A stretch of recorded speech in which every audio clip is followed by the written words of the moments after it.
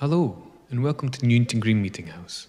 This short video will give you a little bit of background to the building and let you know a few things to keep in mind during your visit. With funding from the National Lottery Heritage Fund, New Unity has transformed its Newington Green Meeting House into a fully accessible, free heritage space, sharing its radical history and encouraging visitors to think differently. The building, which was a hotbed of revolutionary thinking in the 18th century, holds stories of Richard Price, Anna Letitia Barbauld, Andrew Pritchard, and most notably, Mary Wollstonecraft, leading to it being described as the birthplace of British feminism. The meeting house hosts a regular programme of events and exhibitions celebrating this history and serving its local community. Find out more online. Okay, thank you everyone for coming. I know obviously right now it's strange times, so we appreciate you all being here. Yeah, it's loud enough. Sade, you can hear me all right? Yeah, cool. So with our first event, it was the topic was colorism. Mm-hmm. That was at Stour Space in Hackney Wick. That was incredible because for our first turnout, there were like around... We had like 80 people. Yeah. I feel like my mic's louder. Yeah, definitely. Just I'm louder. But it was incredible. The topic itself was colorism, so of course it was...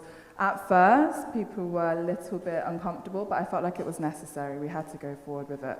And the conversations that we were able to have, it was really nice to have people's personal experience as well as overall everyone conversing about matters that really should be touched base upon.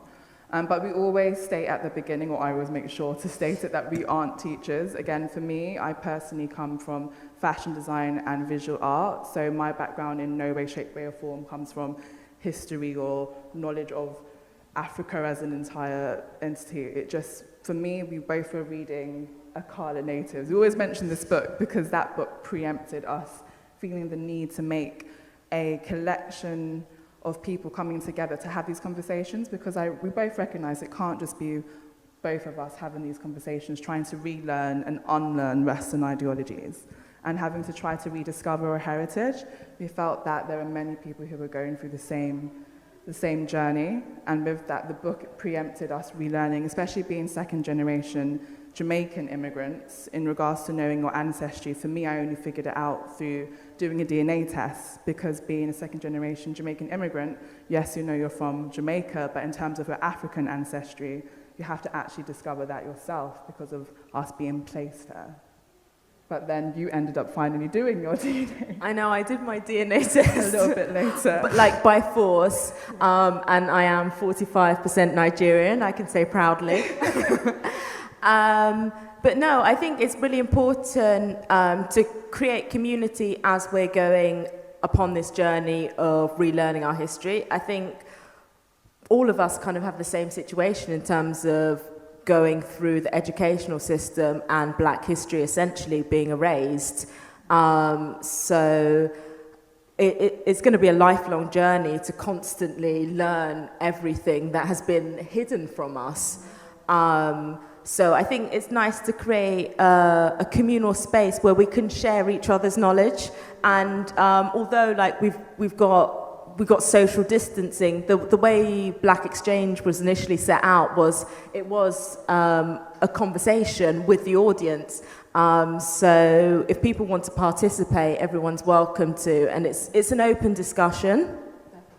That's where I feel like, because of the placement as to where we are now, we have the stage, you know, everyone's literally locked in placements. Like, we don't want anybody to feel like they're not comfortable to just ask a question, because quite frankly, it's about conversation, and with conversation, that's where you end up learning about somebody else's experience or just learning from one another, and I think that's what's essential. But with the title now being Identity and the Arts, we felt it was really important to try to focus on something that we personally relate to, obviously both working within the arts industry, but also identity, because that ends up being the foundations as to where we're navigating our works. Like, for instance, my film showing today, but that is it's very complex. It's basically just me creating a garment live over a few hours, but I ended up looking through my DNA test, seeing that it had Maasai, Nigeria, Ghana, and then trying to recreate that through a visual garment. But again, the thing that becomes the foundations is identity, and with each film that you'll see everybody's own interpretation of how they make that into a visual entity.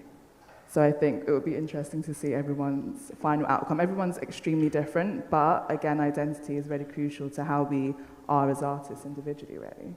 Yeah, I think so, because I think within my creative practice, I think I've constantly kind of had this question over identity and wanting to understand where I'm from. I think because from my background, being of Caribbean descent, but not necessarily having that relationship with the Caribbean, and then also wanting to go further back and knowing where I'm from in Africa. And I think it's kind of these searching questions that kind of permeate my work. So kind of blackness and themes of queerness are central to my work. And we've curated an evening of different filmmakers that we admire their work, and all from different perspectives. And so we've got an array of different films tonight. So I think we shall. Should we play the first one? Yeah. Shall we go ahead? Okay. Right. We're going to sit down and watch it with you guys. So the first one. So the first film is by Akinola Davis. It is Mayonnaise, Corn on the Cob, and My Car. So we're really excited that we are joined by Akinola this evening.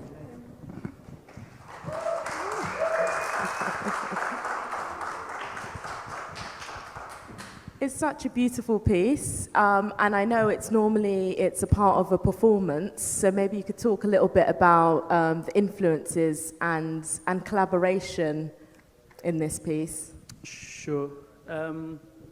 So yeah, it's like a collaboration between myself and a group of artists called Carl, whose pictures were right at the end, Brother May, Cobsey, and Mika Levi.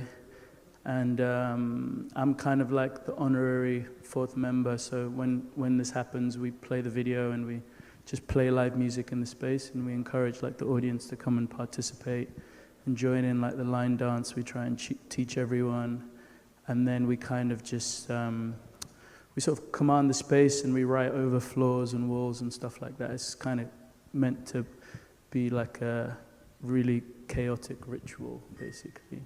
And I guess the references, I'm very obsessed with death, and I'm very obsessed with like ancestral conversation and trying to forge new ways of having ancestral conversation and creating new signs, and well, not new, but just impressing upon things that are quite familiar within sort of like the black space, and just kind of reappropriating them for yeah, like a different, or an intention or something more intentional maybe. Yeah. In regards to the casting, is there like a specific, because when it was my first time watching the whole thing through from start to finish today, and I see you've got like children, you've got older women, you've got like, is there specific reasons as to why? Because I saw there was like a bond between one of the young girls in the front with one of the older women, and then you could see at first she seemed a bit shy, but then as she was dancing more with her, you saw like a relationship develop. Just wonder if that was intentional or... Yeah, everything's super intentional. I think that, yeah, it's really important that like the older generation is sort of archived interacting with the younger generation.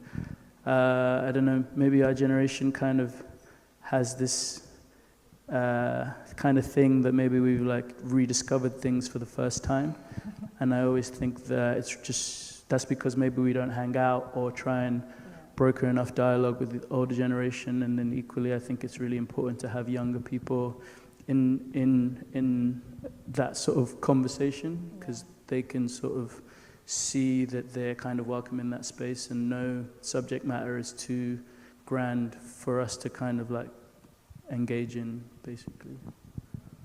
Yeah, I feel like there's a real sense of community that kind of permeates through all of your different pieces. How is that important in terms of showing community and kind of celebrating cultural identity? Yeah, I think community is central to everything I do. Or it's kind of more about, you know, like using my sort of like privilege to create space. I just want to create more space for my community. Even the fact that it's like 15 minutes long is intentional, because I think I think there needs to be more beautiful images of black people having sort of joy for longer periods of time on screen. Whether or not it makes people feel uncomfortable, whether or not it's sexy or whatever, like for me, it's just if I have an opportunity to do that, that's what I'm gonna do. And in terms of community, I think that I always think in terms of accountability in sort of making the images that I want to see. It's going to sound really selfish, but I don't really care if it's going to sound very flippant, but in a way I don't really kind of care if people like my work because I like my work. And I think that I make it for people with that kind of sensitivity of sharing in any of the things I've said or seeing in any of the things I sort of see in that sort of work. And I kind of try to be very unapologetic about that. Yeah, no, I think that's really, that really resonated with me, the having like time on screen for as much time, because like currently with my projects, it's like trying to make a 5-minute film that should really be a 25-minute film. Yeah. But it's like sometimes they don't actually give us enough space to show, because I think with like Black stories, we can't just be limited to like, here's your token 5 minutes. Or whatnot, because I remember like we actually met quite a while back. Yeah, quite a while back. And I remember you said that you initially started funding your projects yourself, right? Yeah, I mean, it was mainly because like no one really cared about the sort of stuff I was going to do if it wasn't sort of like sensationalist, if it wasn't kind of, you know, sexy or sensationalist. Things I'm not from, not that I don't like that stuff, but it's just not the world I see. It's just not my day-to-day. It hasn't been my upbringing. And I like family, I like community, I like talking to the older generation, I like talking to the younger generation. And I think that I find a lot of value in very sort of like nominal type things, you know, like, you know, you see this sort of like line dance all the time. You go to carnival, Candy song comes on, it's like everyone knows it. And it's kind of, it just feels like even if we aren't blood, it's like tradition. The song comes on, we all just do it, we fall into rank. And then I think there's something very powerful about seeing like Black people move like that, of this sort of like subconscious or intuitious thing that like pulls us together.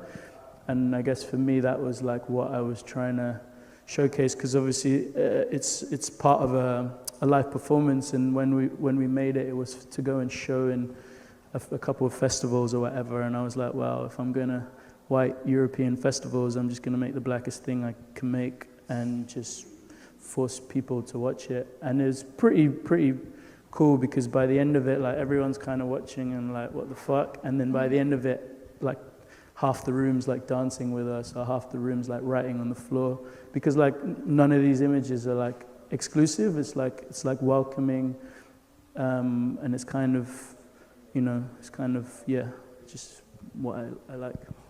Yeah, I feel like a lot of your stuff has like an energy to it. It's like when your Blood Orange videos and everybody's dancing, and it's all very celebratory, which I think is like so beautiful. I'm like a huge fan. Like, obviously, I know your entire archive.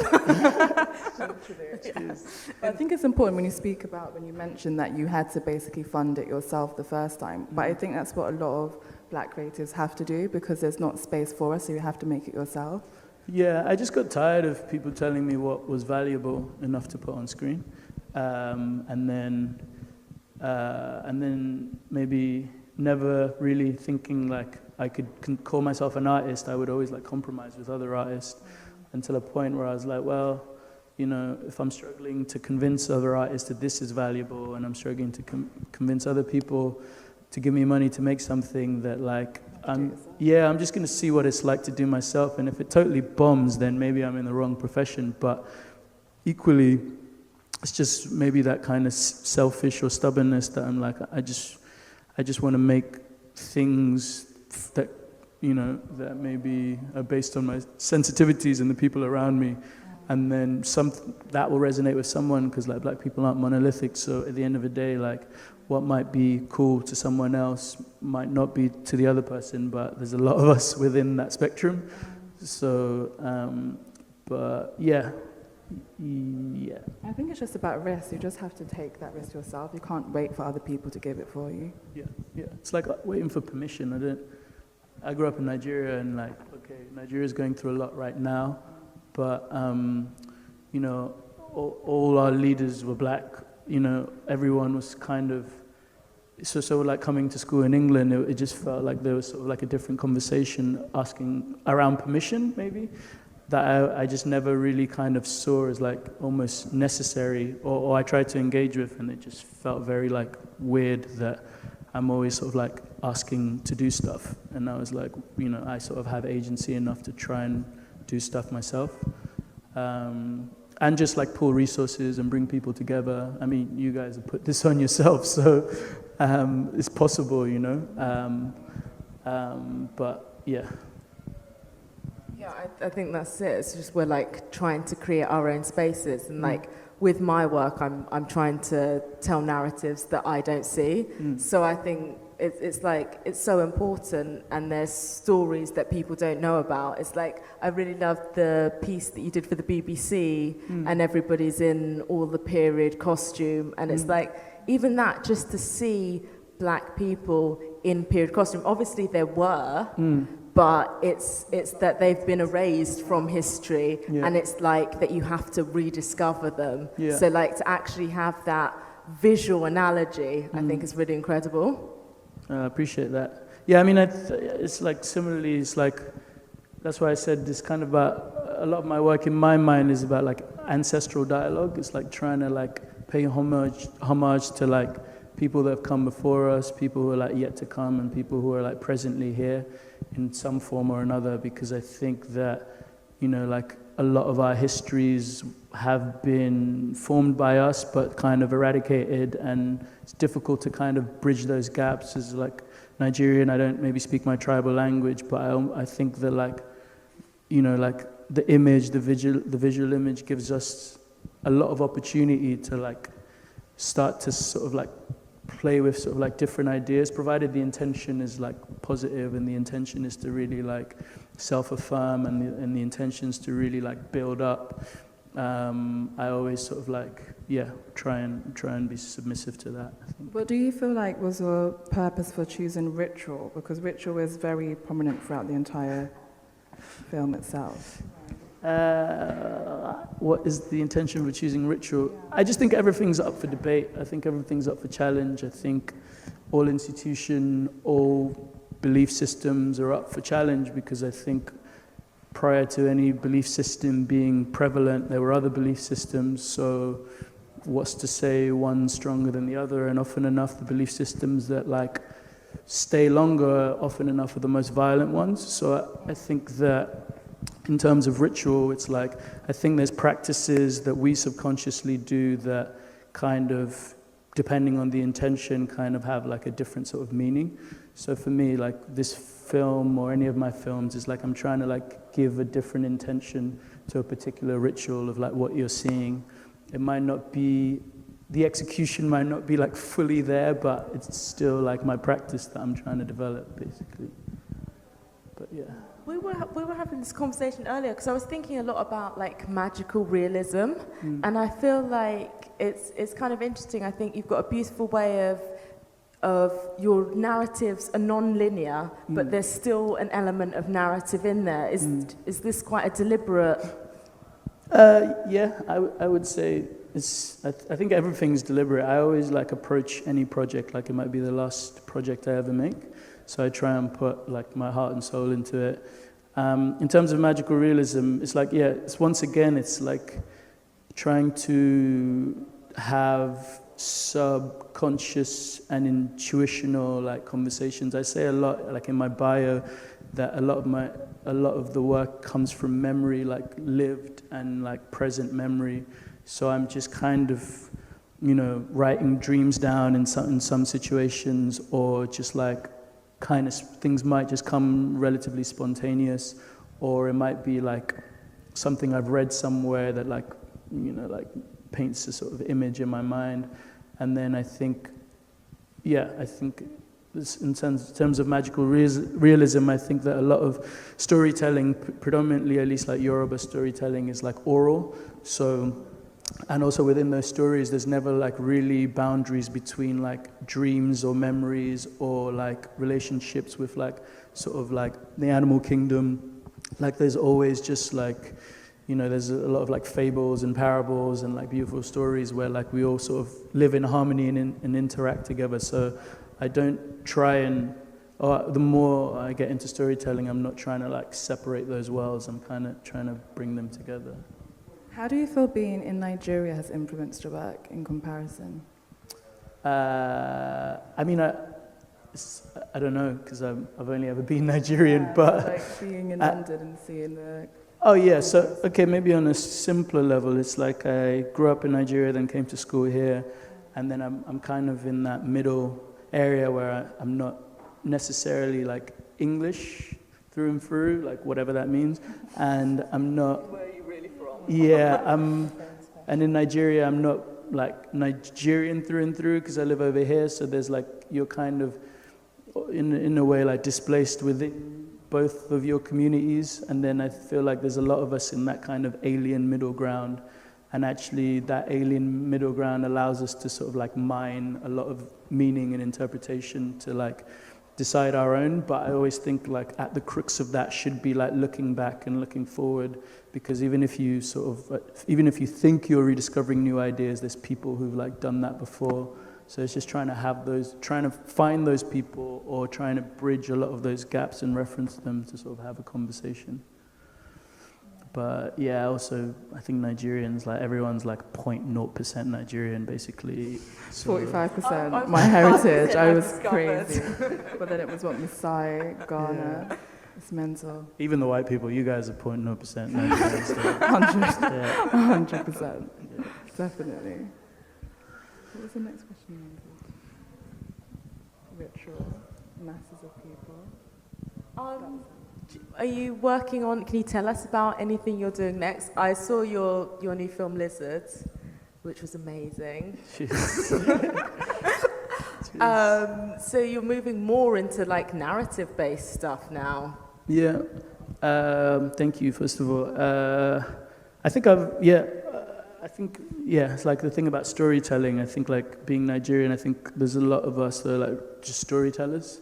It's kind of like embedded in our DNA. And I think most people are writers, even if they don't believe it, because like writing is one of the things that comes first. And even if you believe you tell stories more visually, like, you know, you learn to write first anyway, whether you're dyslexic or not. Like it's just how you sort of like learn to express yourself as a starting point. But more so I'm moving more into like narrative stuff. I've been really lucky that people have seen my stuff and it's kind of resonated, and now I'm able to try and do stuff like this in a more like sort of like not structured way, but in a different medium, because I think that I was just watching that at the back and I was like, I don't even know what I'm going to say up there because there's just so much I was trying to put into that, like, you know, just so many things, so many conversations with hair and makeup and just even like Joy Maesi's like illustrations on the ground. I thought it was her stuff. Yeah. I recognized it. Yeah, and then like mixing like different formats, and I was like, Jesus, like there's just so much stuff in there. But I think with like filmmaking, in terms of a narrative form, it's kind of more accessible. And I think that there's one thing, even though that film is probably like quite niche, I think something I've always been quite obsessed with is like speaking to like a broad range of people, and I think sort of like narrative does that. And yeah, I have a film that's currently part of London Film Festival. It's free to watch on the BFI player for a couple more days, and then I'm working on a sci-fi anthology, a black sci-fi anthology with like a whole bunch of other like brilliant sort of like black filmmakers with Film 4. Oh wow, Short that sounds film. Amazing. Yeah, it's going to be fun. Oh, exciting. When can we expect that? I have no idea. It's still in the making. It's still, yeah, we've shot it and we've like picture locked, but there's like, it could be anything from like a month to like 2 months, because things are a lot slower in narrative. Yeah. How do you production and feel COVID. when you're doing it independently versus doing it for a production and you have like an entire corporation to work for? How do you feel doing both of them in comparison? I feel a lot, like, there's a lot more anxiety, but I feel like the fact I've done a lot on my own and paid for stuff on my own, it's like, you can't sort of like hoodwink me. I've done it. I know how much things cost and I know how things work. So I feel a little bit more empowered to be in that space and not just kind of,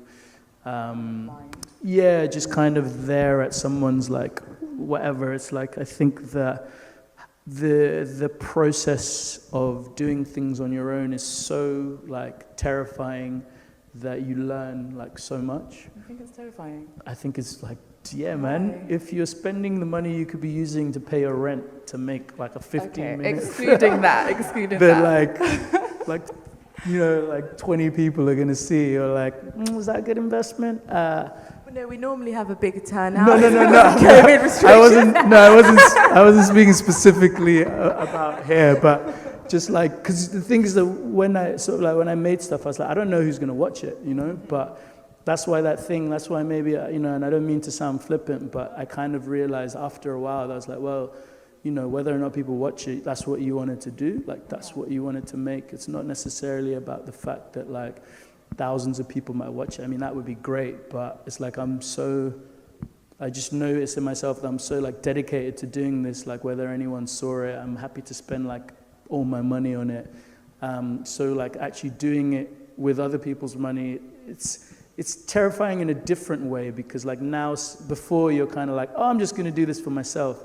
And when someone gives you money, you're like, oh my God, is this actually any good, Because when you're doing it for yourself, you're the only gauge as to whether you think it's good, even though you're the only one that might really care. But when you're doing it with like, like public funded money or whatever, you're like, you have a bit of a responsibility to like, and I'm one of those like annoying people that like, I can't separate my politics from the way I try and live my life. So I'm like, I need to be like super accountable in every decision I make, which is like really hard to do. But at least having made something, I can like push those conversations a little easier.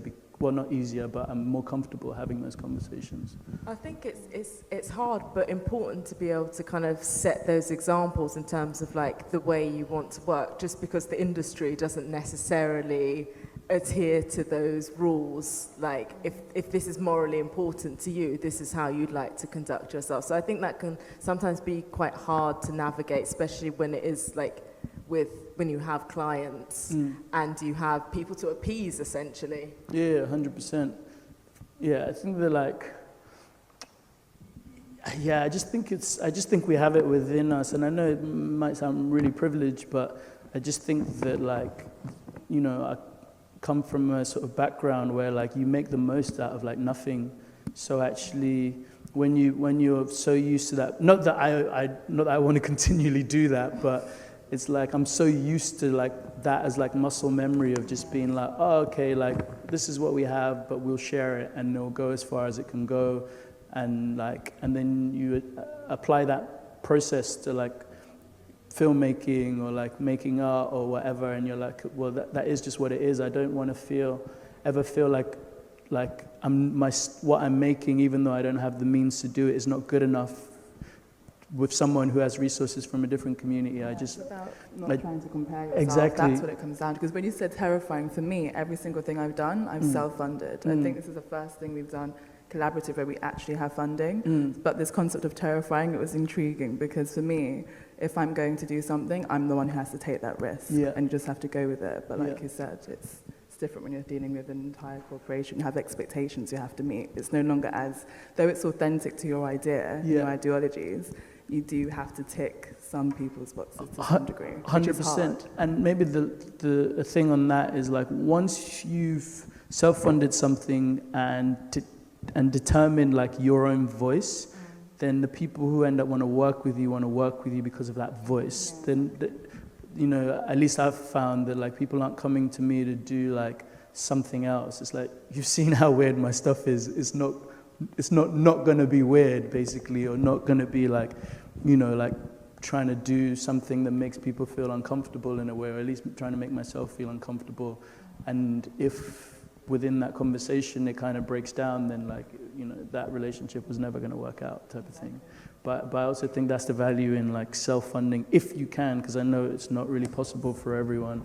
But if you have an opportunity to like say like, this is my voice, this is what I want to make, then, you know, I believe in energy a lot. So I think that, you know, you put something out into the world, and then it takes a while to sort of like marinate, and then, you know, like maybe the right person will see it, or it will get to the right person. But yeah. It's that having ownerships over our own narratives, which I think is like super important. And I think that's why like it's amazing that we have directors like you, but it's like we want to see more. Yeah, I want to make more. Yeah, for sure. But also that's why, like, you know, it's really important to have my work shown in spaces like this, because I think that I want predominantly my work to be seen by people in my community. And I think that, you know, sometimes if you get to a stage, some people from our community don't really might not have the opportunity to keep showing work in the community, because it's kind of like cherry picked and put in a different environment. But as much as possible, I think it's really important to like hear your opinion and just like meet people and just like hear their responses to what's going on, because I think that kind of enables, you know, like stubborn people like me to stay really grounded, basically. Yeah, and for the next generation to like be inspired. Especially because like with gallery spaces, I was speaking to my little cousin a while ago about going to the Tate, and she herself said she didn't feel comfortable going there because of how artists' establishments are set up, and even in terms of the interior, it's quite intimidating if you're not from that world. So I think being able to actually access and have a space where your community can actually see it, it's important. Definitely. Especially for the younger generation, Yeah. you know? So thank you for having me. Thank you so much. Cool.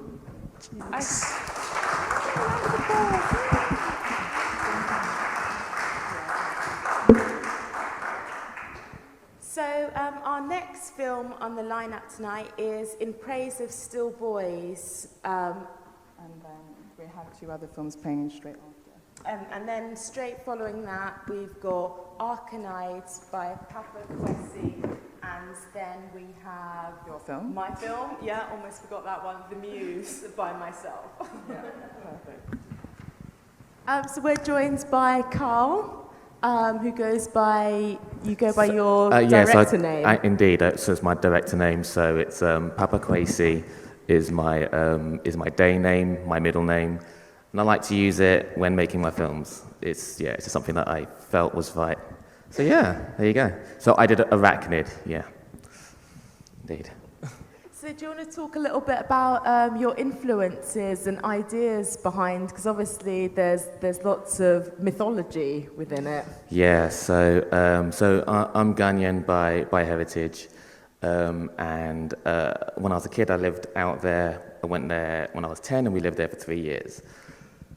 And so you get to sort of learn and know about sort of some of the folklore and so on. I mean, it's something that Anansi is quite a well-known internationally folklore character from West Africa anyway, but it's something that I was thinking to myself, how did this come about before coming here? And I was like, well, what was the driving force behind this particular story? And when I was in Ghana, living in Ghana, there was this TV show called By the Fireside. It was basically a lady sort of telling these sort of folk stories around a campfire, and it was like a show on TV.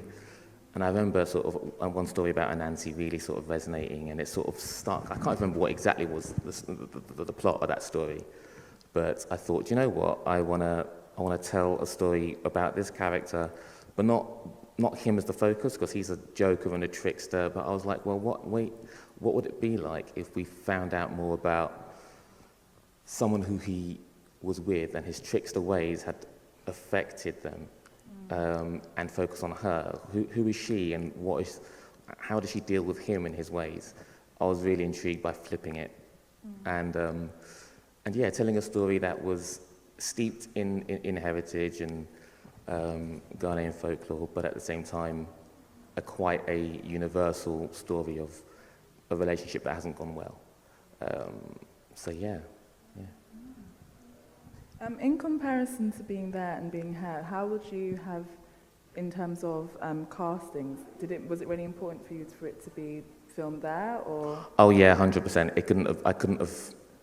I wouldn't have wanted to film it anywhere else, but I also actually wrote it when I was there. So yeah. So I went back to Ghana. Last year, Ghana had this thing called the Year of Return. Yeah, you missed it. Right. So I was fortunate enough to go. Okay, how was it? Oh, it was the next level, phenomenal, mind-blowing. So just to rewind, so you know how I said that I'm a bit older now, but when I left Ghana, I was 13, and I hadn't been back ever since. Okay. Yeah. Why? Because, so when I originally went, it you know, when you're 10, you don't get a choice in these things. I looked back, and it was, you know, the best thing that's ever happened to me. But at the time, when I was a kid, I was like, I'm not sure if I want to be here right now. I want to go back to my McDonald's and Games Master and stuff, and, you know, just standard London stuff. So yeah. But yeah, so as I've been getting older and older, first I was like, well, I want to travel the world a bit more. I've lived there, so I don't need to go back. Okay. But the older you get, the more you're more intrigued by who you are. Knowing about your past. Knowing about your past. Right? And the thing is, I almost felt like, well, I already know who I am. I already know where I'm from. I live it on a reg. You know, I don't need to go back to re-find it. But then something, as the older I've gotten and the closer I've wanted to get to actually being truthful with my storytelling, the more it felt essential that I told those stories in Ghana, in West Africa, and about the diaspora, and what that life is in all its facets. Yeah. And so yeah, so that's kind of, so it was. I've wanted to go back for a few years, work and life get in the way, and then finally last year was the year where I was like, look, do you know what? It was another completely different script that I got written, tried to get funding for, was taking too long. A bit like what Akinole was saying, it was great hearing him because I was resonating with a lot of what he was saying about just doing it yourself, you know. And I thought, I just need to just go get this done. So went out there, recce'd the location for this other film.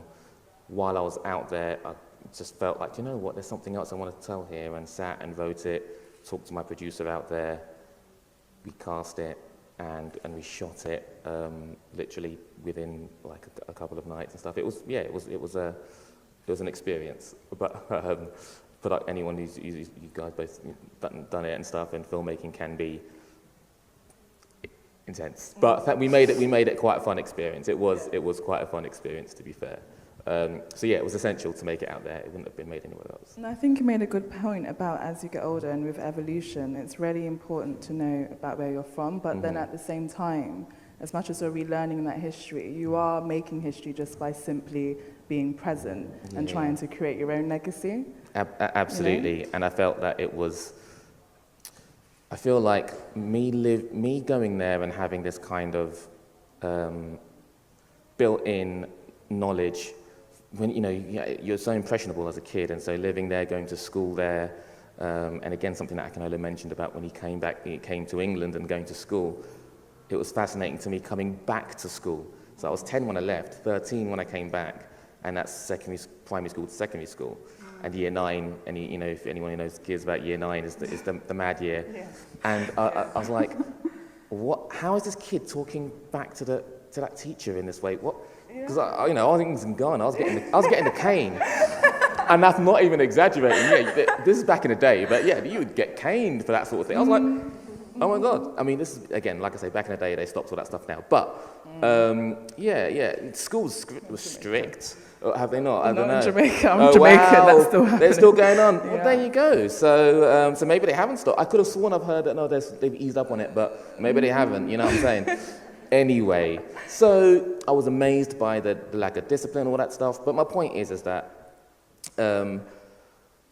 my appreciation for what the difference between life is like over there and over here the fact that we have this interlinked tie from, like, you know, the idea of being British and the fact that Britain only exists because of its empire, and its empire is interlinked with going to India, going to Africa, and so on, and everything else around that, and, you know, whether it's slavery and everything else, and it's so interwoven, and I'm intrigued by and driven by telling history in all its facets. Yeah. You know what I mean? So whether it's in a folk tale, just retelling that story and putting a spin on it, and if someone watches that and it's like, oh, Nancy, I've heard of that, and it's like, oh, that's an interesting character, and it just is telling that narrative, but in a different way, and just kind of making it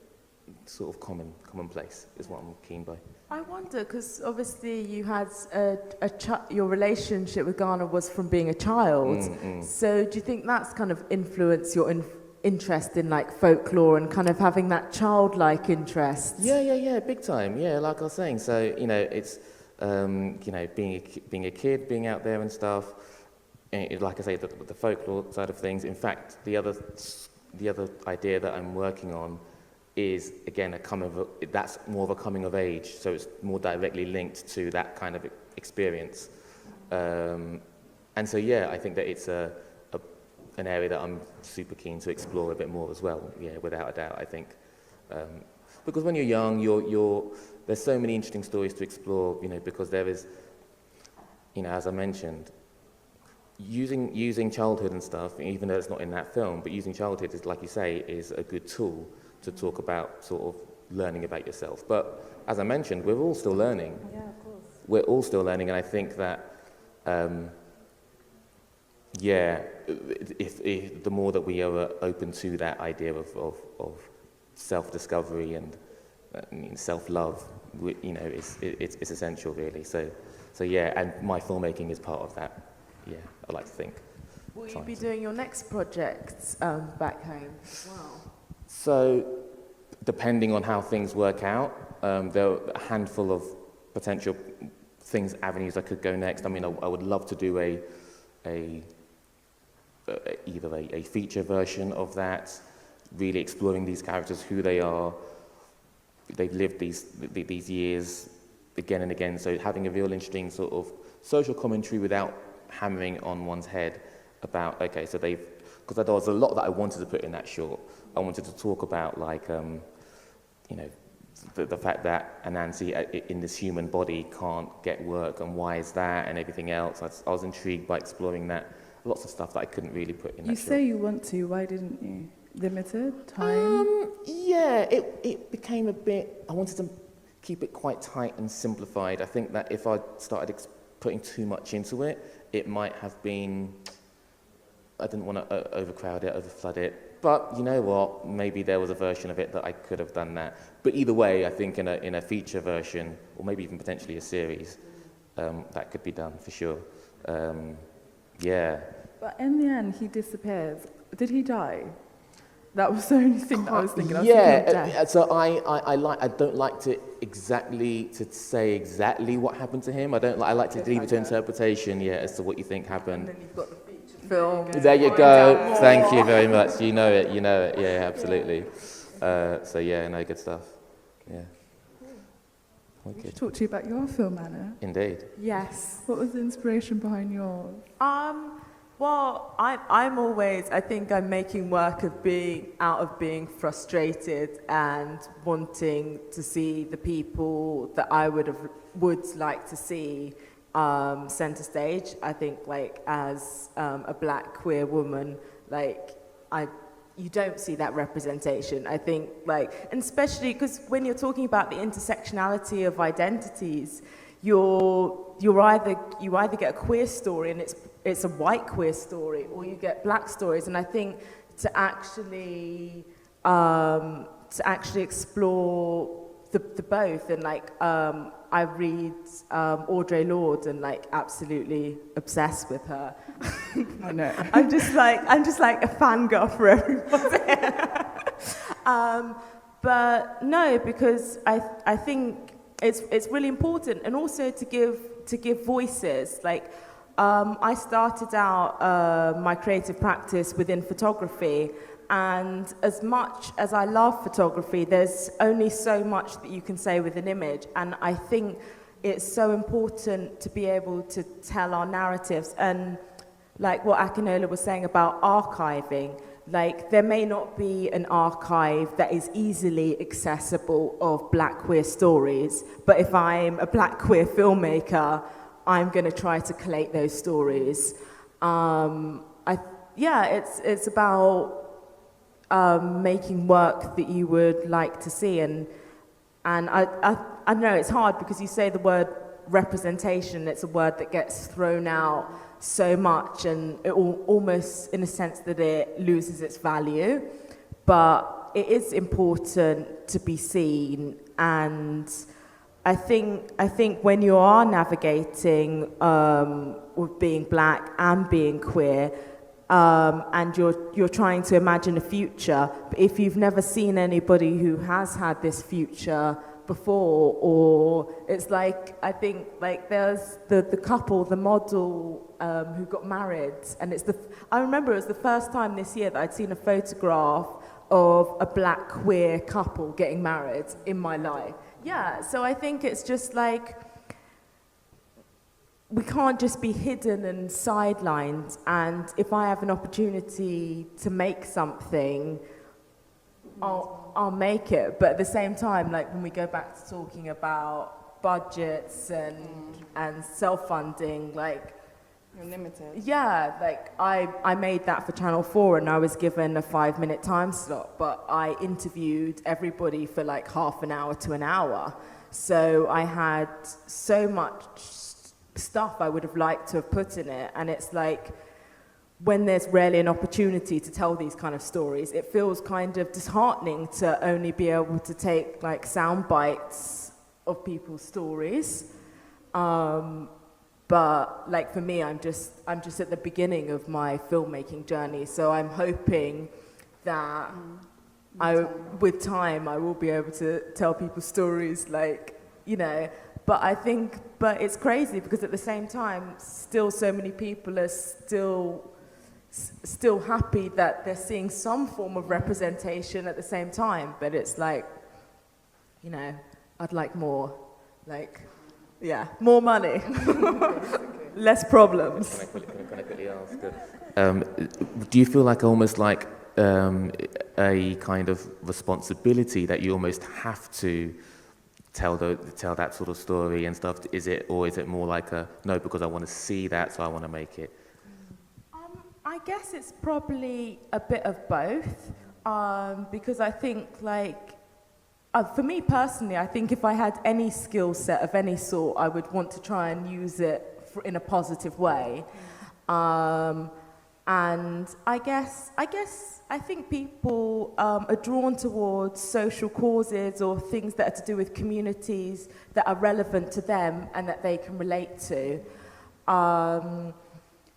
I guess like Blackness and queerness are central within my work, but in terms of my background, I have less of a connection with my family and my history. So in terms of telling those kind of stories, like I almost feel like in awe, and that I would like to have that kind of rich family cultural heritage to draw back from. But then at the same time, I'm in a kind of a limbo, but it's also interesting because I was born in England, so was my mother, and like she's mixed race, and I think it's interesting because nowadays there's more mixed race people, but like for my mum's generation, that was like quite, it was more of a rarity. So I guess with each generation you're like learning more, and I think now it's more accessible to try and dig back, and like we can do our DNA test and, you know, and find out more. In regards to the cast for your film, what was the specifics as to why each person was selected? Everybody in the film is an artist, a creative. I think for me it was important, this kind of self-reflection upon your own identity, but also in how are you channeling that within your work, even if because everybody within the film, even if they weren't directly like making work about themselves, they were making work about their community. We've got Olivia, who's a poet, Laura, who's a director, Bernice, who's a photographer. So you've got lots of different creatives who are all making work that are exploring identity and is very celebratory. So I think it was nice to have this kind of self-reflective moment. I think I'm interested in telling stories about people that I can connect with and that I feel like everybody else should be able to connect with and see their stories. But as you said in regards to Channel 4 giving you the 5 minutes, I know you don't want to get too personal, but how do you feel that you can try to navigate your own space and make your own time frames rather than them controlling how you're limited? I think, well, it's tricky when it comes to things like funding and whatnot. So it is, I think I'm kind of I'm playing like devil's advocate. I'm like, if there's an opportunity that some money can be available and I can try and put it into a project that I feel is important, I will do that and I'll make the best out of it. Like, you'll give me your lemons and I'll try to make some lemonade. Yeah, and then hopefully that will lead to, you know, bigger budgets, bigger time slots, you know. But I think it's like, it's essentially about, if you're trying to create work, it's creating within your means. If that's the budget that's given to you, or if I don't have a budget for a film, I can be working on my photography because that's something I can easily facilitate without big budgets or whatnot. So I think it's just about staying creative, and if it's like I directed a film via Zoom over lockdown, like, you know, there's ways of doing things if you want to still make work. I was going to ask, is there, as you got sort of such a restricted time, but there's so much content, is there a director's cut? No, because we need time and budget for that.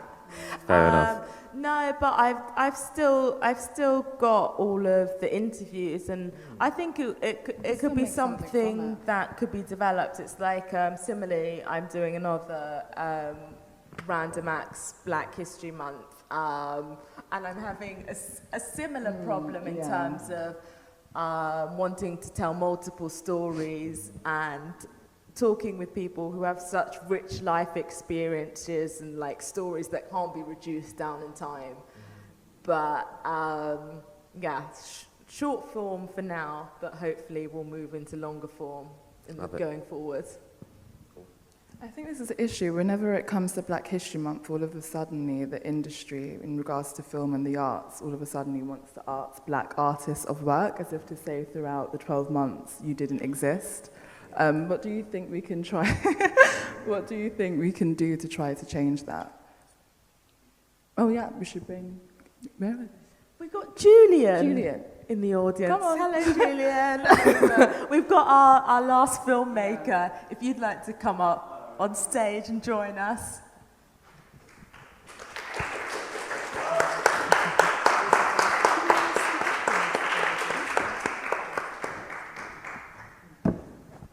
Sorry, I'm late. Oh, yeah. So we're here. We have Julian, the director of In Praise of Still Boys. So the question's directed to you in regards to what we can do as artists during Black History Month. I didn't say that again, sorry. In regards to the industry seeming to have this idea that during Black History Month, then they can approach black artists. What's your opinion on that? Yeah, where do you start? Yeah, people that didn't care, people that didn't answer your emails, want to fill in their quota, they reach out. It's a bit annoying because I think, so yeah, I did this interview the other day for a big magazine that I'd never thought would ever ask me to do anything. And they were like, what do you think about Black Lives Matter? And I was just like, you're actually asking me what do I think about if my life matters. How did you answer that? That exactly, that's what I was saying. I was like, you're actually asking me if my life matters. And like, it's bizarre that we live in a world where we have to say these things that we matter. And I find that, just find everything it's just stupid, isn't it? Like, the whole thing doesn't even make sense. So yeah, even the Black History Month doesn't make sense. And I was saying this to a friend the other day that like, when we have Black History Month, we often talk about how white people gave us freedom. So then the conversation then turned back to them. This is just long, in short. I know, it's a long month, isn't it? We need like a rest after, after Black History Month. I'm tired of all this free labour. Do you want to talk a little bit about the influences behind In Praise of Still Boys, and also in terms of like the interplay between visuals and language with your poetry? Yeah, so the piece started from me writing a one-man show, and I was looking at how I can have a conversation about myself via Sierra Leone and England. So I put this one-man show together that was like mixed media and stuff. And yeah, so we had the opportunity to go to Sierra Leone to shoot like 3 stuff, and In Praise was one of them. It came about because of the opportunity to have a conversation about, you know, someone gives you something, go, oh, you got this budget, what do you want to do? And I was just like, well, the thing that's been in my heart at the moment is this sort of silencing of like, or this hushing of, I guess, the things that have come before us. And Sierra Leone is one of those small countries that play a big part in global history, in the idea of like, how do we create a utopia for Black people to go back to? And that was like the conversation. So they named the capital city Freetown. So it's like so lazy. It's like, let's figure out this space that we're gonna send all these people back to, and we're just gonna call that place Freetown, just like a holding name, and then just send them there to figure stuff out. So the people that were sent there were like Nova Scotians, they call them the Black Poor. So they fought for America and they lost when Britain lost the war for independence. They had like tons of Black people just like walking around, and you know, as history would say, the Queen was going down the Thames apparently, and then she was just like, why are there so many Black people on the road? And they had to figure out where to place them. So Freetown was one of the places where they sent them, and like half of them died like there. But anyways, that then, you know, developed into these group of people that are in Sierra Leone called the Creoles, and that's like my, yeah. So I wanted to have that conversation on, you know, Blackness, and, you know, putting a group of people in a place and having them figure out a new language, a new identity, a new name, a new way of life. And this is like, it's not even over 100 years ago, and they've just created a whole new identity. Like, for me, on one hand, it's a social experiment, on the other hand, it's phenomenon. Like, you know, it's a group of people just turn up and they go, you know what, we're gonna figure this stuff out. And they did, and, you know, they're doing their thing. And for me, it's just like, I wanna have those conversations. So In Praise is, I guess, the beginning of that unpacking of what does that look like, and what it is that my identity holds and how I can begin to have the conversation about Sierra Leone through a global lens rather than telling this sort of African story from like, this is just an African, yeah. But was it your parents who gave you this information in regards to your ancestry? Were you originally given your story, or did you have to find it more so independently? I had to find it independently. Yeah. So the opening of the film is my mom talking about her giving me birth. Okay. And so the producer was like, you have to interpret this to English. And I was just like, I can't, because the way she gave that information across is very intimate. And I can't just interpret it to English, because then it just sounds really cold. And there was a lot happening there. Like, she was about to have an abortion and like all of this stuff happening. And I'm just like, if I'm gonna translate this, I have to let her people have to figure out what she's saying. And it's broken English, so if you listen intently, you kind of get where the gist is. But I'm saying that to say that my family is one of those that like, they're from that sort of trauma generation where they just have to figure life out. They don't have time You're to kind of figuring it out and developing for you get what I'm right? saying? Yeah. They didn't have time to like be reading history and all of that stuff. They just had to like work and make sure I'm here to talk about it, right?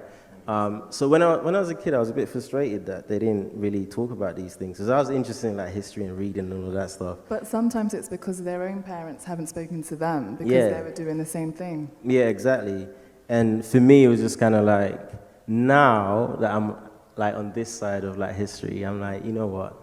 I've got the privilege to find these conversations out. And it was not until an uncle I was having a conversation with, and he was just like, why don't you want to talk about Sierra Leone? Why don't you want to talk about yourself? And why are you so fixed about this part of your identity that's not there? Why don't you talk about what's there? And he has this thing where just like your identity is always in flux. It's always changing. It's always growing and moving. And the idea that you don't like your name because it's Julian Knox and it's so white tells you of a place. It tells you of a history that's gone. So embrace that and pass that on rather than try to reject that and just exit. Because my birth name is Sade Byfield English, but my brand name is Sade English. And obviously English is not Jamaican, right? Yeah. But people do ask that question. But for me, as much as that may have been given by a slave owner, if you then reclaim it, then you change the history and you make your own legacy. Exactly. So your uncle's clever. Yeah. Yes, that is just finding out how I can find these things by talking to people. And like knowledge back home, because I was born in Sierra Leone and I left Sierra Leone when I was 9 because of the war. I moved to Gambia, lived there for about 5 years, and then came to England. So I came to England I was aware of what was happening. So I'm aware that the way we tell history back home is through word of mouth. Yeah. And there's power in that, in the conversation. There's power in just the way we sit down and, like when you listen to like your grandma just talking about something, the cadence, the sort of, the way she would rock her back, like for those that, listen to, like the way she would rock, like all of that for me is poetry. And I just feel like you need language in the form of the way that we've told it. That's our sort of archiving. Even though we do have to do it the Western way, just so they don't erase us as they have been. But I also want to hold true to that. Like, it's no less valuable the way we speak and the way we have these conversations and the way we don't rehearse them, but we just like flow. Like, that's something else. I was watching Arthur Jafar's piece that he did about like different churches. And then just amazing how these pastors would just turn up and just spit bars. Like they just like flow, and I'm just like, this is phenomenal, and no one calls this art. Like, And that's the same thing back home. But Like, it is art because art at the end of the day is expression. It's just Yeah. westernized ideas where Yeah. it has to be put in boxes. You have, abstract expressionism, conceptual, it always is. exactly. Hence why my work, I need language to kind of explain the vastness of it. And I find poetry condense what I'm trying to say. So I don't, like the same issue with you, like you interview tons of people, and it's just like, how do I pass this information? So I just use poetry as a form of like condensing it, the urgency to get it out, but get as much, to pack as much in, and then put it out. Yeah. So what's next for you? What's your next plan for film? So this film is a trailer. It's actually, the installation is going to be at 180 The Strand, hopefully next spring. It was just this thing where, because I never knew I was going to be an artist, I only figured that stuff out like not so long ago. I need to put a version of my work in public space so that my younger self could access it and see the possibilities. And also, I didn't want to shoot these boys and then just lock it away and not having them see it. Hence why I thought, let me put a trailer. So yeah, what's next is the exhibition, it'll be spring, hopefully COVID and all of that stuff. And then there's another exhibition that, it's our group exhibition at a gallery, Sackville Street in Mayfair, that I'm working with other artists, so yeah. What I was going to ask, what made you realise that art, being an artist, was the way forward? What was it that, so you said it was quite recent, what was that, what happened there? People called me that. Interesting. I didn't, how should I say? It was difficult to validate myself as an artist. It always is. It's always like, you're like, okay, so am I? And there's the self-doubt and everything else, and it's like, well, no, it's there, And so you have to wait for somebody else to give you that validation. Yeah. And It's that concept of the terminology established artist. What does it mean to be established? At what point? What have you done that Exactly. you can call yourself? Exactly. Not until like someone put money in my account and go, oh, we're going to pay you for your idea. And I was like, raw, man's an artist now. It's all about owning it. It's all about owning it. Yeah, it was just kind of like, you're paying me this amount of money. I've never seen this cash in my account before. All right, cool, I'm an artist now. Let's do it. That's beautiful. Nah, wonderful. Do you feel like it's important for you to screen the film in Sierra Leone, or have you done that already? Oh, because I shot that in March, and then we came back and it was locked down. And it wasn't meant to come out. I just thought, I just want to put it out. I just want to put something out. But yeah, definitely need to go back. And then if I make any money, I need to give these kids like something. So yeah, 100%, I have to screen it there. One of my like life goals is to get Sierra Leone to like the Biennale in Venice. So hopefully get some more Sierra Leonean artists out there to do more stuff. Yeah. I know you've got obviously the Black Boys Look Blue in the Moonlight reference kind of throughout, and like I think it's really beautiful to see images of just like when the boys are like lying on the beach and it's just relaxed and it's like it almost feels carefree, and I feel like a lot of Black image makers and are kind of creating lots of like joyful and images like of rest because we're so not used to seeing them. Like, how is that important? Like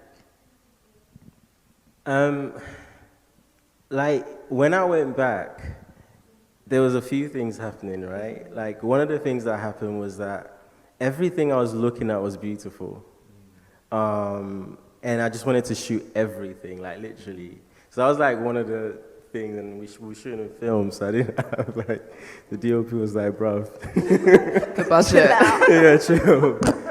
But then the other thing was, is this thing that Chimamanda said, and it resonates so much with me. It's only when I came to England that I realized I was Black, and that I have to carry this idea of like struggle or prove my Blackness first in my conversation before I start saying anything. So going back was just kind of like, I am going to shoot you guys as you were. Like, I had bare ideas of what I'm going to tell them to do. And I just said, you know what? Let's just see you guys for what you are. And I'll just do the observation of, watching with the lens that I have. And I had to do that because it wasn't a thing where I had to observe them from outside. I was participating with them, just observing how the light changed on the skin. You know, like there was a scene where I told him to lie down just on the floor, just down from the beach, and it was just the brown dirt. It wasn't even sand, because I was lying with them. I was like, can we lie down like this? And just the closeness to the skin with that was just phenomenal. That was during the day. And then in the evening, when we were shooting and the light was going down and you literally looking at their skin, our skin, just reflecting like the sun or nature. And I was just like, I need to capture that. And yeah, Moonlight has always been, like, it's one of those films that you watch and like a lot of things happening emotionally. It's like, minimum dialogue in that film, but my goodness, like the emotions that you get from just watching that. So it's always been there. So the idea of like black skin look blue under moonlight rings true. When I was there, I was like, this is so true. Let's capture that. And then there's this thing that Richard Pryor said. I think he went to Kenya and he was just like, I went to Africa. I'm paraphrasing, by the way. And he's like, I went to Africa. It was black. It was blue black. It was the kind of black that makes you go black. I was like, oh, that's fire. And it's exactly that. You know, going back home was that blue-black conversation, and I wanted to have that. And I think Moonlight obviously had the budget to capture that, what they could. And for me, it was just kind of, let's just hold the camera to light and see what happens to our skin. That's a beautiful film. I look forward to that 180 Strand, for sure. So what films do we have coming up next? It's just you, Oh, darling. yeah. And the other Sade, there's two Sades. We have two Sades. And then we'll play her conversing about her film straight after, because unfortunately she's in America. Yeah. So she's not present to talk about her film. Yeah, the only director who's not present. We've been blessed to have so many of you guys join us tonight. Thanks for having me. It was brilliant. Okay, so we'll play those two. So we'll just play those. Thank you so much. Hey everybody, greetings from Los Angeles, Sade Joseph here. Thank you so much for watching home. I wish that I was there with you to see it in person. I miss London terribly. I even have my Oyster card.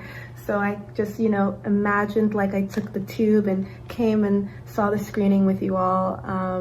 So thank you again for watching home.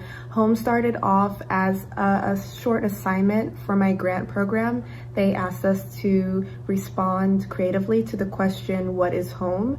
And I, after a lot of thought, I didn't know how to respond to that question, but I wasn't compelled to, kind of talk with my elders, the matriarchs in my family. They've been really holding me down through this time, and I've been taking time to learn from them and kind of rediscovered our family's tradition of farming and realized I wanted to feel connected in that way and try it out. So farming has changed my life. Having a garden has changed my life and really kept me sane during this quarantine, watching kind of this beautiful process of how things grow and kind of reconnecting with that. And I think me as a Black person growing up in an urban environment, I kind of forgot that, these spaces we belong in, these green spaces we belong in, and, especially being from the Caribbean, we are really connected to the earth. So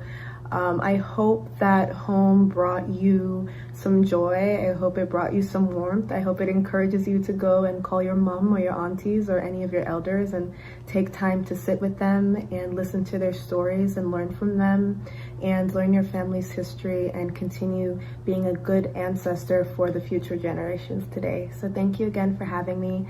Love you all. Wish I was there. Thank you for showing your support. Bye. Don't forget to wear your mask.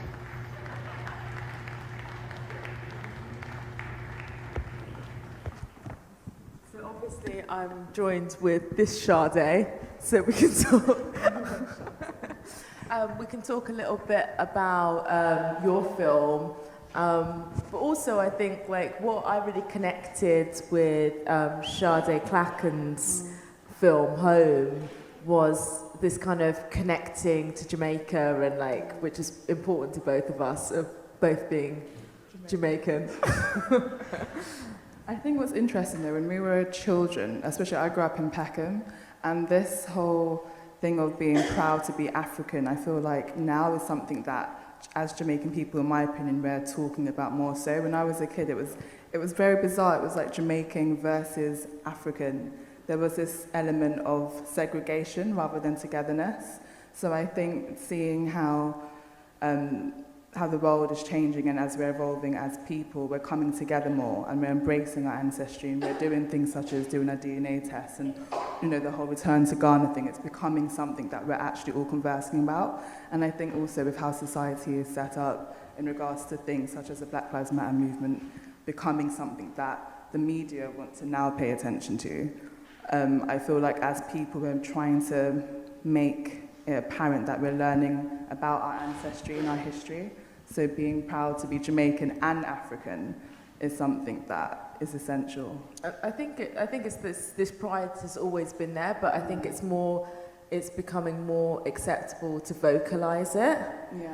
I think which is interesting, but it's beautiful and it's important.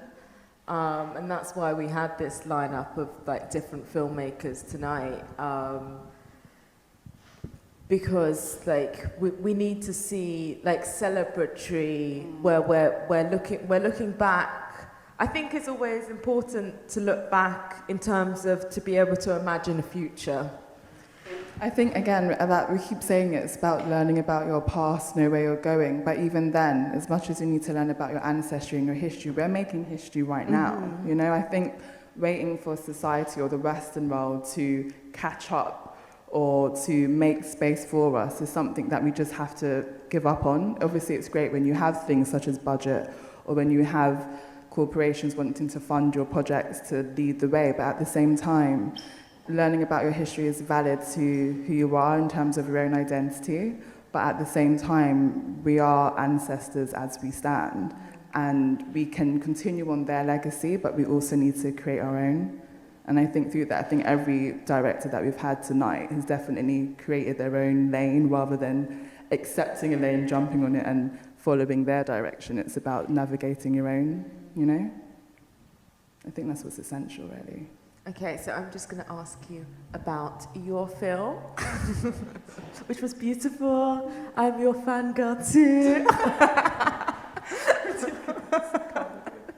I think what was really beautiful is like the element of performance in creating a garment, because you don't pattern cut, you make your garments like on the mannequin. Yeah.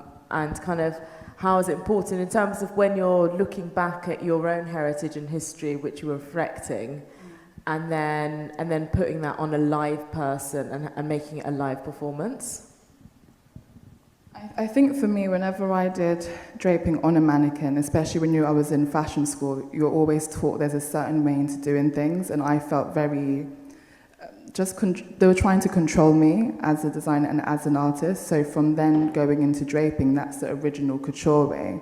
But then doing it in regards to now learning about my ancestry, such as doing the DNA test.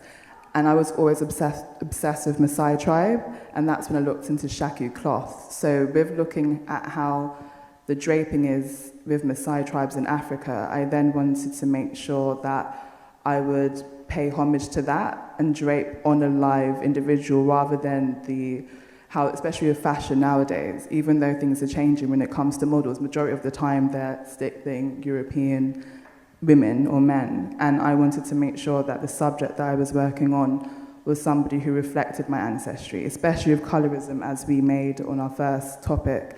It's such a personal topic to myself in regards to, especially with Jamaica, in regards to slavery, colorism. It's all a development of racism at the end of the day. So making sure I had somebody who represented my ancestry, as well as looking into draping through Maasai tribe. It was important to have those two things within it. That's why I got the name Antikone, the immortal diaspora, because I feel like your ancestors, regardless of whether they're from your past, they're still directing you and leading you and guiding you in your own way, so hence the terminology immortal.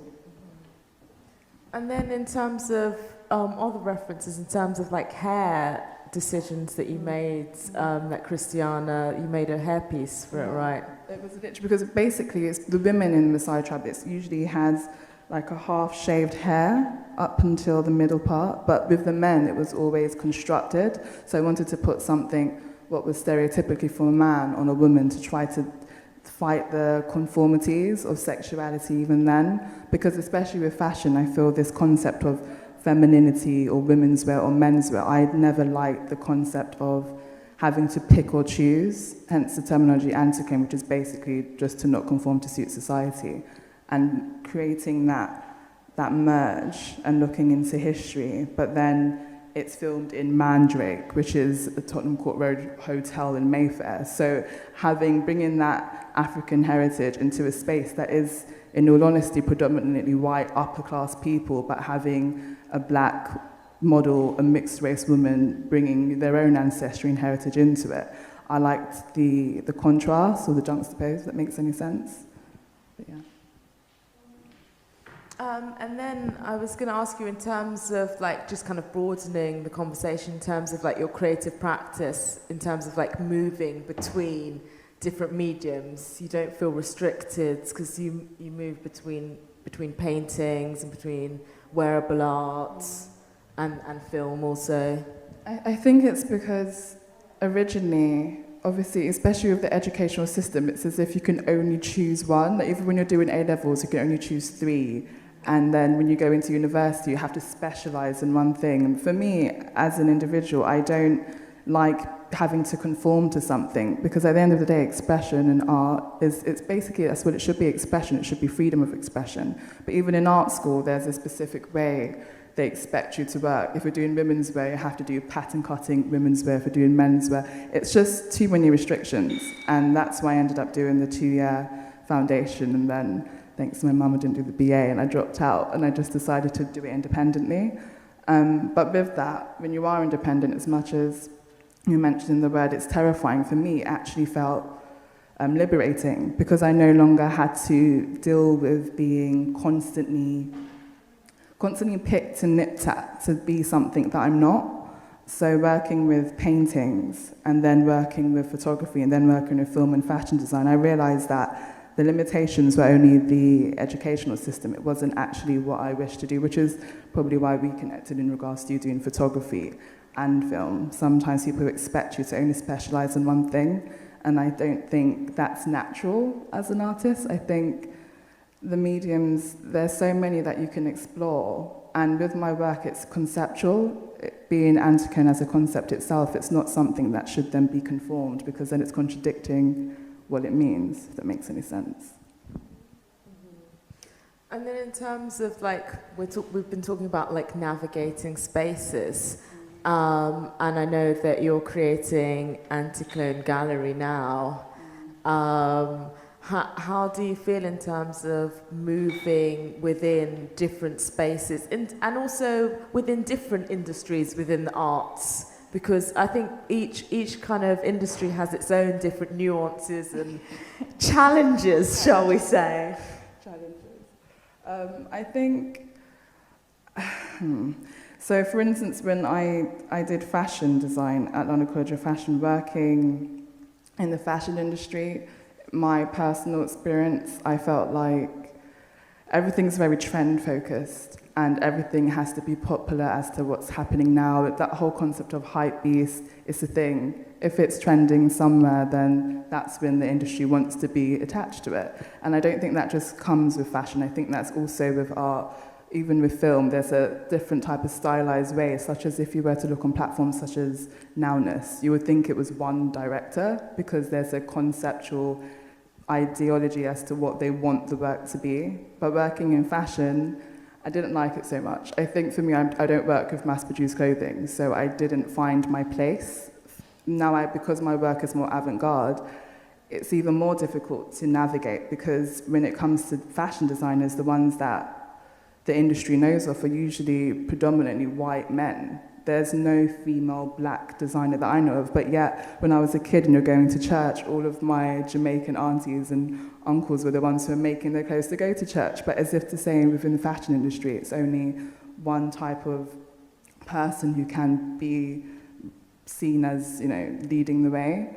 It's almost as if you have to have a certain educational background or a certain accolades to prove that you are something, when we kind of inherently kind of maybe have these skills, so they've been passed down. Because I remember you told me that you found your grandma's passport, right? And she was a dressmaker.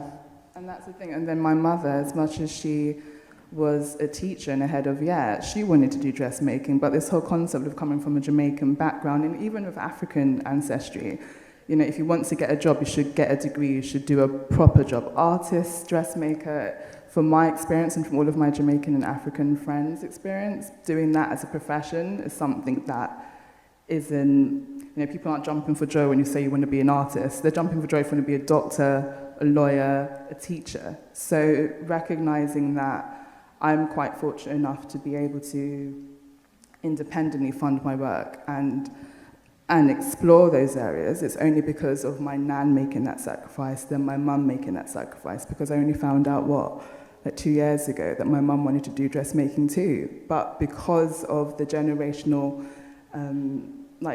demands of you to aspire to be something that is seen as socially acceptable or socially something to be proud of, they don't necessarily fulfill their true desires because of how society places you. I think so, and then I think also being from descendant of Windrush generation, and that kind of that almost that good immigrant mentality is that you need to be in a certain job to be socially acceptable and whatnot. I think can be a big struggle, and you have these kind of expectations put upon you that are not necessarily your own.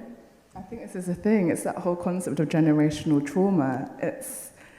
Don't get me wrong, you want to make your parents proud, but I feel like you can't continue on that domino effect of achieving something to only make your parents proud. Of course, you're proud within your achievements, but there's still something that you haven't potentially fulfilled. And for me, I felt like I needed to break that, because I just feel like, for me personally, life is about living, and this whole concept of us having to capture things such as black joy and all these positive visual references, I feel like black joy is simply living. This concept of us even having to say Black Lives Matter is actually a joke, to be honest. So I think if you're living your true life and you're living your true desires, then that alone is black joy. Do you know what I mean? Yeah. I think on that beautiful note, maybe we should open it up to the audience and see if we've got any questions. Yeah. Let's see. Does anyone have any? Don't be shy. Yeah. This happened last time at the very end. Everyone was asking me questions outside. Yeah. Does anyone have any? No? Hiya. I'm Gabby. Nice to meet you. I guess I just want to get your perspectives on what you think needs to be done in order for us to really take ownership and to have things that, reflect us and our stories and our experiences, but in a capacity that we are controlling and that we have, that we control the narrative.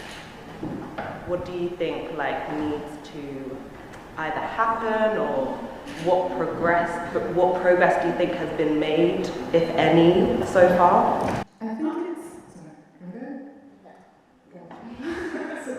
No, I was just going to say, I think it's down to us, and it's down to us supporting one another and collaborating on each other's projects.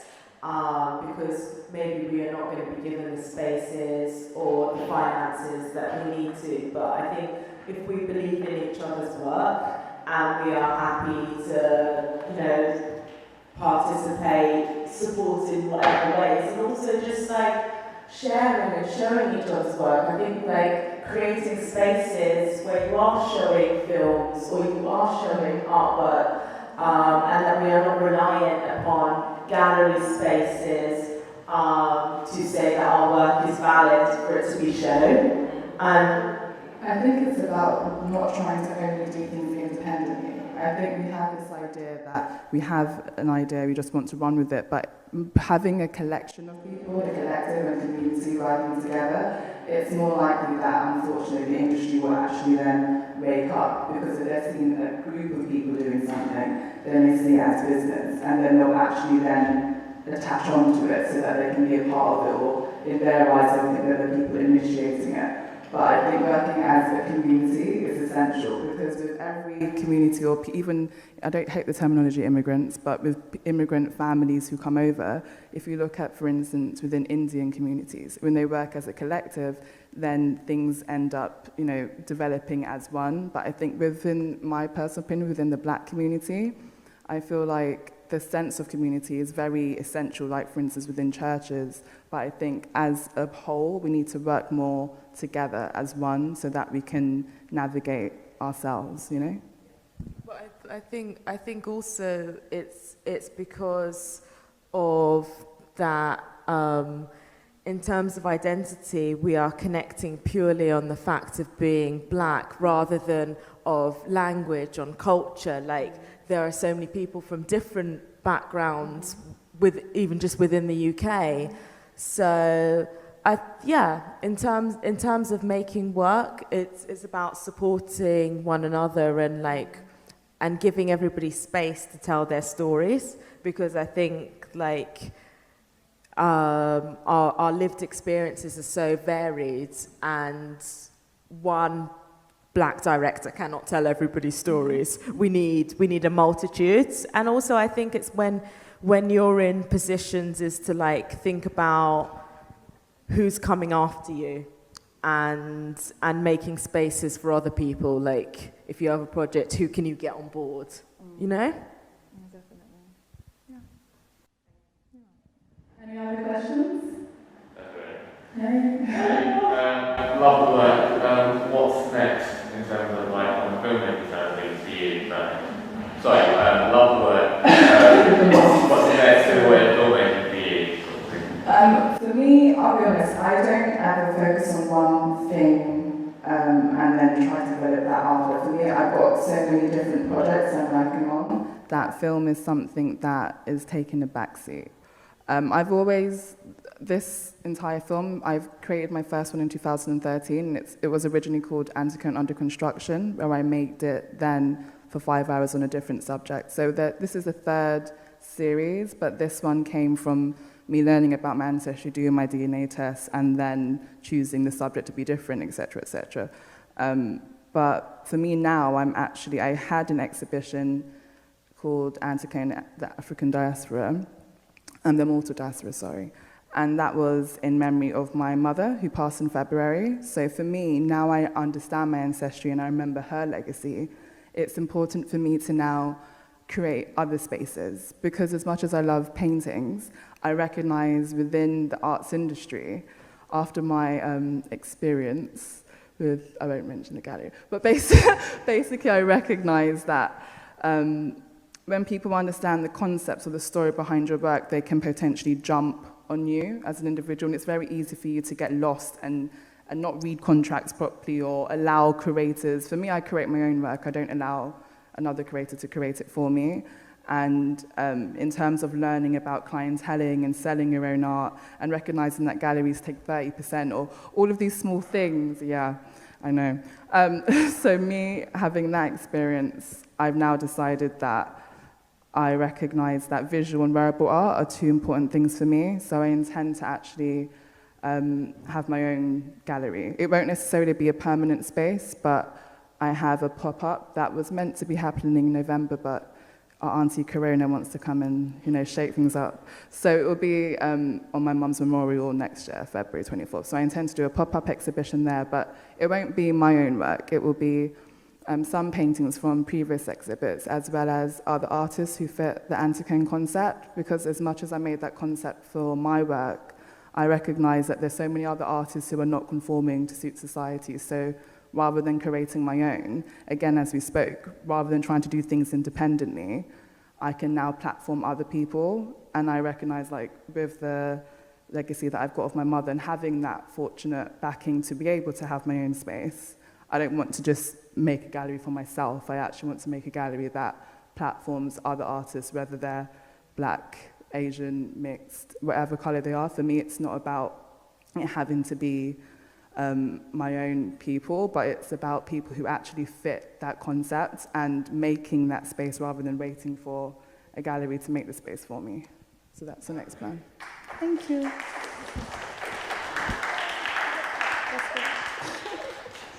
Any other questions? Don't be shy, come on. Hi. When you're navigating the art world, do you feel like people look at you as a Black artist or an artist first and foremost who just happens to be Black? Are you made to feel that you're Black?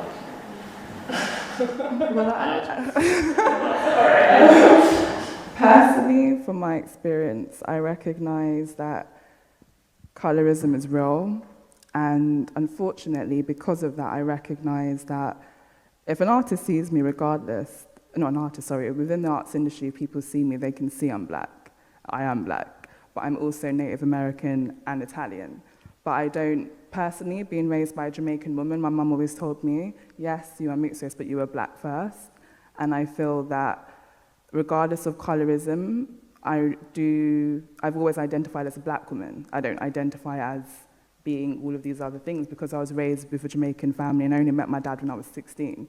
And when I met him, I just learned about my Native American ancestry. I went trying to understand him, you know? So I think with the arts industry, there are so many incredible Black artists that are out there, but simply because of people's narrow-mindedness, racism, ignorance, they may not go with the artist, but because I may look a certain way, I rarely do now see it more than ever, that colorism, that you're ticking a box by looking a certain way.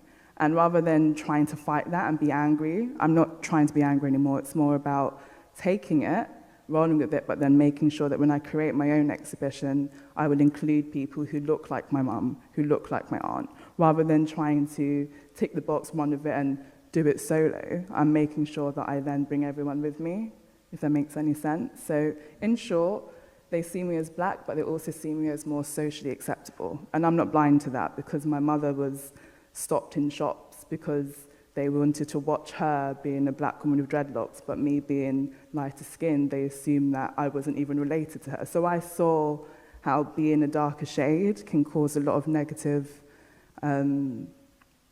reactions, but rather than being angry with it, I'm just trying to claim it and just making sure to bring my people with me, if that makes any sense.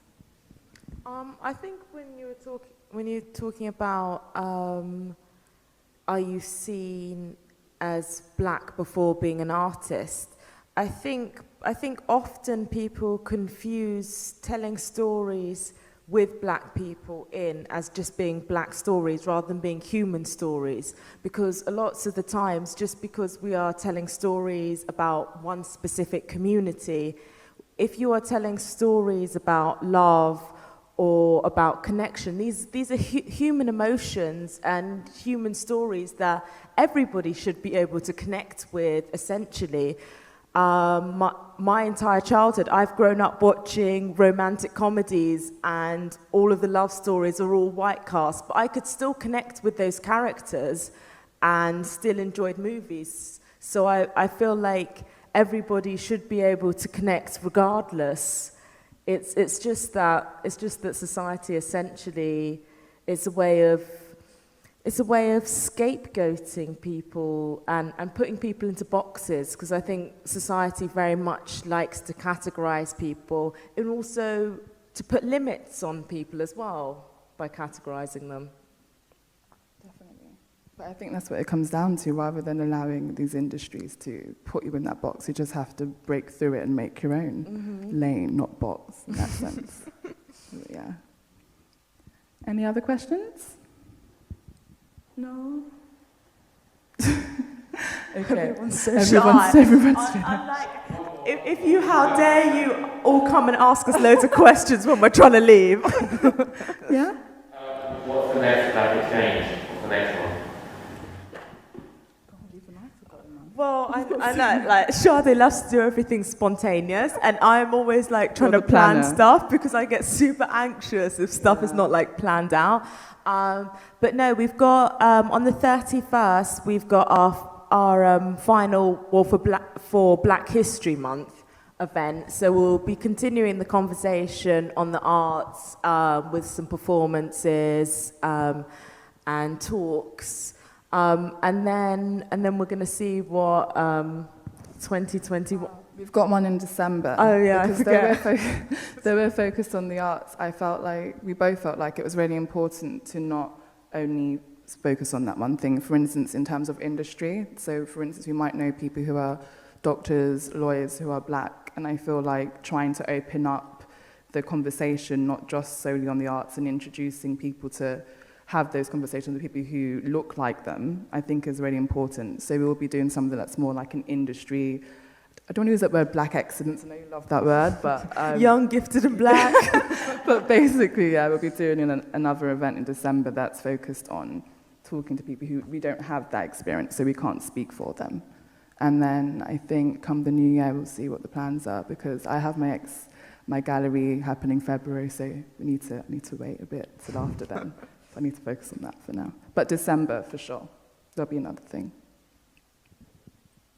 Is there another question over there? No. Trying to force questions. Okay, well, sorry, go on. Oops, God, sorry. Hey, thank you so much for sharing your work and for creating the space. So I really resonated with what you were mentioning before about like the good immigrant narrative and like the pressures that it provides to young Black generations in regards to professions and pursuits they take. In particular, in regards to like the pandemic and recently, like that whole Fatima poster thing with like you should train to be cyber because going into tech roles are more like fruitful and stuff like that. And like my question is more in regards to like with those social pressures as well as like political and economic, how do you ensure that you can pursue what you want to do and survive? If that makes sense. Yeah. Yeah. What do you mean, survive like mentally or like? That's how you interpret it.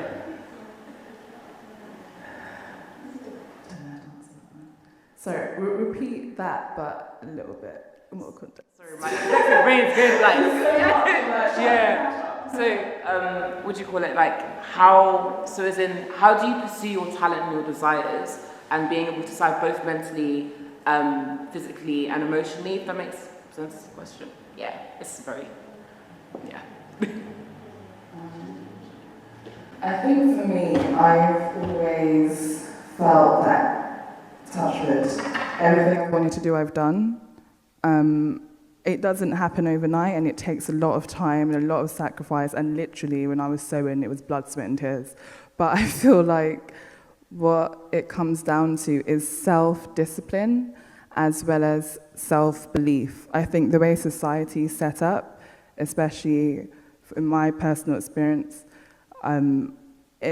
there's always lots of walls that you feel like you might be having to fight through, and it's a constant battle of trying to like state that your point matters or your vision is valid. But for me, I had to leave that behind and just recognize that, like for me, if I could convince my mum or my Jamaican nan that my plan was going to be successful, and it was, society didn't matter anymore. So I think it's more about having the self-confidence and really trying hard to not allow society to impact you mentally. And don't get me wrong, that's not easy, but small things like my mother removed the television from my house when I was in year 1, so I don't have a TV and I haven't watched TV since. Just small things such as media and even your surroundings. I try my best, and as Anna knows, I watch majority of these films fully from start to finish today. I really try my best to kind of not negatively be in a bubble, but really try to be present with your work and your concepts and your ideas. And if you're looking at work, just be very transparent so that you're not unconsciously influenced by somebody else's idea rather than your own. And I think because of me having that bubble and feeling like I can safely and authentically navigate my way through society, I think that's really important, because then I'm able to stay humble and stay solid so that whatever I then create as my output, I know is authentically me.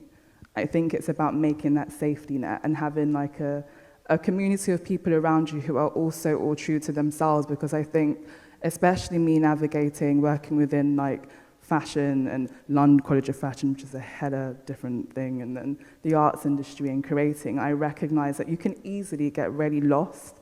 There's a lot of things within it that is actually quite dark.